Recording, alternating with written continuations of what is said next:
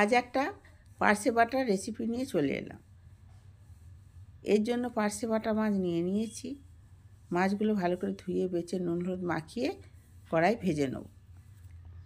এবার এপিট ওপিট করে ভাজা হয়ে গেলে তুলে নিয়ে এবার একটা মশলা তৈরি করে নিলাম। মশলাটা জল দিয়ে গুলে রাখবো। ভাজা জিরে গুঁড়ো, হলুদ গুঁড়ো আর লঙ্কা গুঁড়ো, বেশি মশলা লাগে না এতে। দিয়ে ওটাকে রেখে দিলাম। ওই তেলই কালো জিরে ফোড়ন দিয়ে মশলাটা ঢেলে দিলাম। দিয়ে আর একটু সামান্য জল দিয়ে দিলাম। জলটা দিয়ে ফুটে উঠলে পরিমাণ মতো নুন দিয়ে দিলাম। নুনটা দিয়ে এবার এদিকে গরম ভাত ফুটছে। গরম ভাতের সঙ্গে তো দারুণ লাগে। দিয়ে মাছটা দিয়ে নাবিয়ে নিলেই আমাদের পার্শে বাটার মাছ রেসিপি রেডি। একটু ধনেপাতা ছড়িয়ে দিলাম। এবার ওটা নাবিয়ে নিলেই আমাদের রেসিপি রেডি। এইভাবে করে দেখবেন, গরম ভাতের সঙ্গে একবার খেয়ে দেখবেন।